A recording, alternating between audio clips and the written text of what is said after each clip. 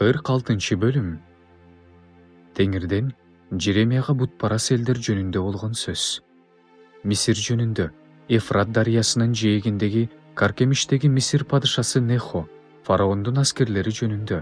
Ал аскерлерди Бабыл падышасы Небухадоносор Жүйүт падышасы Жошия уулу Жаякимдин патшачылыгынын 4-жылында талкалаган.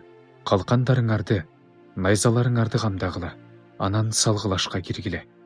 Атчан аскерлер, аттарыңарды токуп мингиле, туулгаңарды кийип катарга тургула, найзаңарды курчуткула, соотуңарды кийгиле. Мен эмнени көрүп турам? Алар коркуп артка бурулушту. Алардын күчтүүлөрү жеңилип, артын карабай качып бара жатышат. Баардык тараптан коркунуч дейт Теңир. Күлүктөр качып кете албайт, эр жүрөк кутула албайт. Алар түндүктө Эфрат дарыясынын жанында мүдүрүлүп кулашат. Дарыядай көтөрүлүп жаткан бул ким? Суулары агын суулардай долуланып жаткан бул ким? Бул дарыядай көтөрүлүп жаткан Мисир. Анын суулары агын суулардай долуланып жатат. Ал мындай деп жатат: мен көтөрүлүп, жерди каптап, шаарды жана анда жашагандарды жок кылам. Аттарга мингиле, силер да, арабачандар, зымырап жөнөгүлө. Каарман жоокерлер, калкан көтөргөн Эфиопия менен Пут, жаа кармап, жебе тарткан луттуктар, майданга чыккыла. Анткени бул күн Себайот Кудай Теңирдин өзүнүн душмандарынан өч ала турган өч алуу күнү. Кылыч баарын жеп салат, тоюнат. Алардын канын аябай ичип мас болот. Анткени бул түндүк жериндеги, Эфрат дарыясынын жээгиндеги Себайот Кудай Теңирге арналган курмандык чалуу болот. Кыз, Мисир кызы, Гиладка барып бальзам ал. Сенин көп дары дармек колдонгонуң бекер. Сен үчүн айыгуу жок. Элдер сенин маскара болгонуңду угушту. Өкүрүгүң жер бетин толтурду.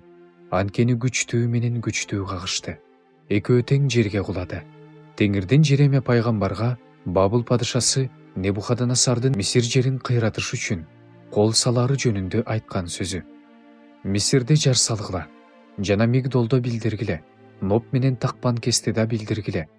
Катарга тур, камдан, анткени сенин тегерегиңдегилерди кылыч жеп жатат деп айткыла. Сенин күчтүүң эмне үчүн кулады? Ал туруштук берген жок, анткени аны Теңир кулатты. Ал кулагандарды көбөйттү. Атүгүл биринин үстүнө бири кулап, мындай дешти: тур, кыйраткыч кылычтан качып, өз элибизге, туулган жерибизге кайталы. Ал эми ал жерде Мисир падышасы фараон желөпкө. Ал белгиленген убакытты өткөрүп жиберди деп кыйкырып жатышат. Мен тирүүмүн дейт ысымы Себайот Теңир болгон падыша. Табордун тоолор арасында турганы, Кармелдин деңиз жээгинде экени кандай анык болсо, анын келери да анык.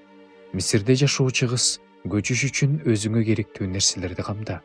Анткени Ноп ээн калат, элсиз чөлгө айланат. Мисир эң жакшы кунаажын, бирок түндүктөн кыргын келе жатат. Анын арасында жүргөн жалданма адамдары боорго байланган букачарлар сыяктуу. Бирок алар өздөрү да артка бурулуп качып кетишти. Туруштук бере алышкан жок. Анткени алардын өлө турган күнү, жазалана турган сааты келди. Анын үнү жылаандын үнүндөй болуп угулуп жатат. Алар аскерлери менен келе жатышат. Душмандар отунчулардай болуп, балталары менен ага каршы келишет. Анын токоюн кыйышат дейт Теңир. Анткени алар сансыз, алар чегирткеден да көп, аларга сан жетпейт. Мисир кызы маскара болду. Ал түндүктөгү элдин колуна салынып берилди.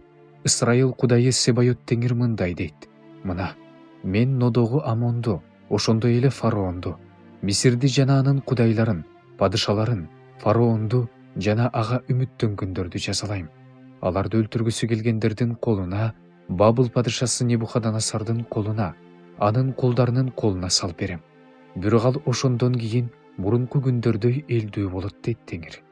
Сен болсо коркпо менин кулум Жакып, үрөйүң учпасын, Ысрайыл.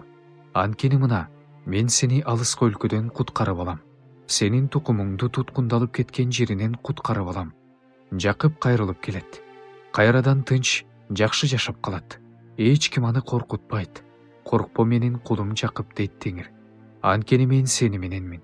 Мен сени кайсы элдердин арасына кууп жиберсем, ошол элдерди жок кылам. Сени болсо жок кылбайм. Бирок сени чеги менен жазалайм. Сени жазасыз калтырбайм.